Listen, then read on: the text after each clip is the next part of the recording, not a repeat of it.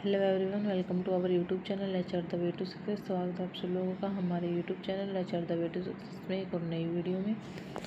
आज की वीडियो जो रहेगी वो हमारी तराइन के दूसरे युद्ध के ऊपर रहेगी, यानी कि सेकंड बैटल ऑफ तराइन के ऊपर रहेगी। तराइन के पहले युद्ध की वीडियो हमारे चैनल पर अपलोड हो चुकी है, तो जाके आप चेकआउट कर सकते हैं, ठीक है। और इसके बाद तराइन के तीसरे युद्ध की वीडियो भी आएगी, तो आप लोग हमारे YouTube channel nature the way to success को सब्सक्राइब ज़रूर कर लें, ताकि वीडियोस की नोटिफिकेशन आप लोगों तक आते ही पहुंच जाए और आप लोग वीडियोस को देख सकें। तो ज़्यादा टाइम वेस्ट ना करते हुए ये वीडियो को स्टार्ट करते हैं। तराइन का दूसरा युद्ध 1192 ईस्वी में मोहम्मद गौरी और राजपूत शासक पृथ्वीराज चौहान के बीच लड़ा गया था। यह युद्ध हरियाणा के तराइन आधुनिक तारावाड़ी में हुआ था। युद्ध का विवरण हम देख लेते हैं। परिणाम: इस युद्ध में मोहम्मद गौरी की जीत हुई थी और पृथ्वीराज चौहान की हार हुई थी। पृष्ठभूमि: यह युद्ध तराइन के पहले युद्ध 1911 ईस्वी में मोहम्मद गौरी की हार का बदला लेने के लिए लड़ा गया था।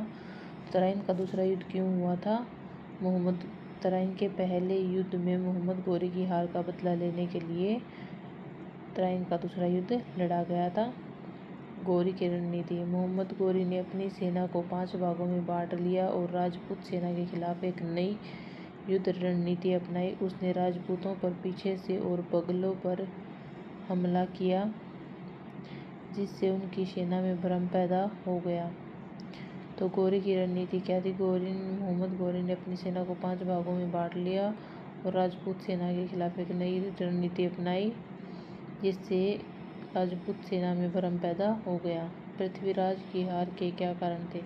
पृथ्वीराज चौहान की हार का एक मुख्य कारण यह था कि उन्हें कन्नौज के शासक जयचंद जैसे कई हिंदू सहयोगियों का समर्थन नहीं मिला, ठीक है। तो पृथ्वीराज चौहान की हार का प्रमुख कारण यह था कि उन्हें कन्नौज के शासक जयचंद जैसे कई हिंदू सहयोगियों का समर्थन नहीं मिला। युद्ध का महत्व: यह युद्ध भारतीय इतिहास में एक महत्वपूर्ण मोड़ साबित हुआ। इस जीत के बाद मोहम्मद गौरी ने उत्तर भारत में मुस्लिम शासन की नींव रखी, जिससे अंततः दिल्ली सल्तनत की स्थापना हुई। तो इस युद्ध के कारण उत्तर भारत में राजपूतों की शक्ति को गहरा आघात लगा। युद्ध के बाद मोहम्मद गौरी ने अपने सेनापति कुतुबुद्दीन ऐबक को भारत का प्रभारी नियुक्त किया, जिसने बाद में दिल्ली सल्तनत की स्थापना की। तराइन के दूसरे युद्ध के मुख्य कारण और परिणाम उपलब्धियां हम लोग अब आगे जानेंगे कि तराइन के दूसरे युद्ध के शुरू होने के क्या कारण थे, क्या परिणाम निकले और क्या उपलब्धियां इस युद्ध में प्राप्त हुई। कारण: बदले की भावना। 1191 में तराइन के पहले युद्ध में मोहम्मद गौरी को पृथ्वीराज चौहान के हाथों करारी हार मिली थी। वह इस अपमान का बदला लेना चाहते थे और अपनी हार का बदला लेने के लिए 1 साल बाद पूरी तैयारी के साथ वापस आए। साम्राज्य विस्तार की महत्वाकांक्षा: गौरी की इच्छा पर भारत में अपने साम्राज्य का विस्तार करने की थी। मोहम्मद गौरी जानता था कि दिल्ली और अजमेर पर कब्जा करने के बिना भारत में मुस्लिम शासन स्थापित नहीं किया जा सकता। राजपूतों में एकता की कमी: पृथ्वीराज चौहान और कन्नौज के शासक जयचंद जैसे अन्य राजपूत राजाओं के बीच आपसी मनमुटाव था, जिससे जयचंद ने इस युद्ध में पृथ्वीराज चौहान का साथ नहीं दिया, उनका समर्थन नहीं किया, जिसका फायदा मोहम्मद गौरी को मिला और उनकी विजय हुई और पृथ्वीराज चौहान को हार का सामना करना पड़ा। मोहम्मद गौरी की बेहतर तैयारी: मोहम्मद गौरी ने तराइन के पहले युद्ध में हार के बाद इस बार राजपूत सेना की रणनीति का अध्ययन करके एक नई और अधिक प्रभावी युद्ध रणनीति अपनाई। उसने अपनी सेना को 5 भागों में बांट लिया और राजपूतों को धोखा देने के लिए एक टुकड़ी को रात में हमला करने भेजा, जबकि मुख्य सेना ने सुबह हमला किया। तराइन के दूसरे युद्ध के क्या परिणाम निकले? परिणाम हम लोग देख लेते हैं। पृथ्वीराज चौहान की हार: तराइन के दूसरे युद्ध में पृथ्वीराज चौहान की हार हुई और उन्हें बंदी बना लिया गया। बाद में उनकी हत्या कर दी गई।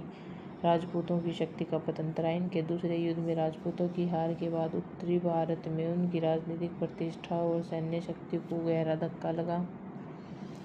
दिल्ली सल्तनत की नींव: इस निर्णायक जीत के बाद मोहम्मद गौरी ने भारत में मुस्लिम शासन की नींव रखी, जिसके परिणाम स्वरूप बाद में दिल्ली सल्तनत की स्थापना हुई। उसने अपने सेनापति कुतुबुद्दीन ऐबक को भारत का प्रभावी सेनापति बनाया। तुर्की शासन की स्थापना। तराइन के दूसरे युद्ध के बाद मोहम्मद गोरी ने अपने साम्राज्य का विस्तार शुरू कर दिया। उसके सेनापति कुतुबुद्दीन ऐबक ने 1193 में अजमेर और 1194 में चंदावर के युद्ध में जयचंद को हराकर उत्तरी भारत पर अपना कब्जा कर लिया था। तराइन के दूसरे युद्ध की प्रमुख उपलब्धियां। भारत में मुस्लिम शासन का विस्तार। इस युद्ध ने भारत में मुस्लिम शासन के विस्तार का मार्ग प्रशस्त किया। मोहम्मद गोरी की जीत ने उत्तरी भारत के बड़े हिस्से को उनके नियंत्रण में ला दिया। दिल्ली सल्तनत का उदय। इस युद्ध के बाद ही दिल्ली सल्तनत की स्थापना हो पाई, जो कई सदियों तक भारत के इतिहास का एक महत्वपूर्ण हिस्सा रही। एक महत्वपूर्ण ऐतिहासिक मोड़। इस युद्ध को मध्यकालीन भारतीय इतिहास में एक महत्वपूर्ण मोड़ माना जाता है। इसने भारत की राजनीतिक और सामाजिक संरचना को हमेशा के लिए बदल दिया। केंद्रीकृत शासन। दिल्ली सल्तनत के तहत केंद्रीकृत शासन और प्रशासन की शुरुआत हुई, जिसने उत्तर भारत की राजनीतिक संरचना को प्रभावित कर दिया।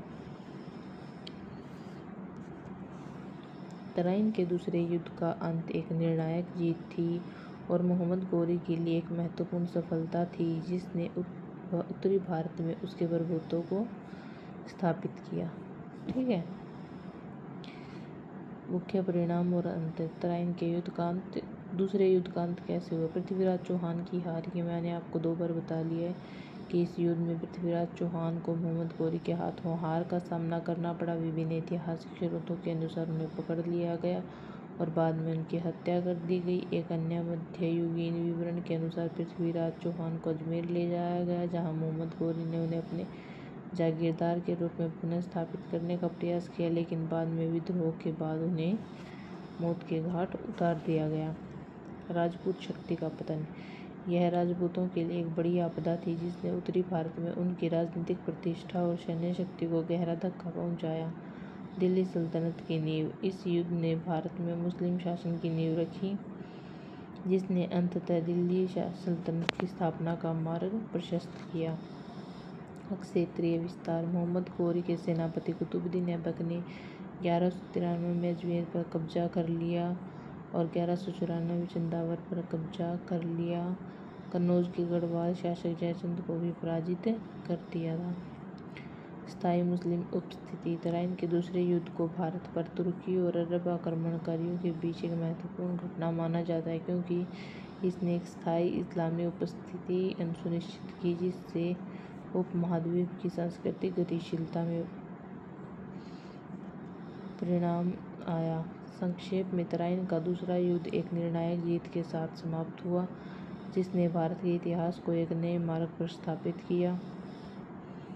Thanks for watching. I hope आप सब लोगों को तराइन का दूसरा युद्ध क्लियर हो गया होगा। नेक्स्ट वीडियो कल हमारे YouTube channel HR the way to success पर तराइन के तीसरे युद्ध के बारे में आएगी, और आप लोग हमारे YouTube channel HR the way to success को सब्सक्राइब कर लीजिए, ताकि आने वाली वीडियोज़ की नोटिफिकेशन आप लोगों तक टाइम टू टाइम पहुँचती रहे।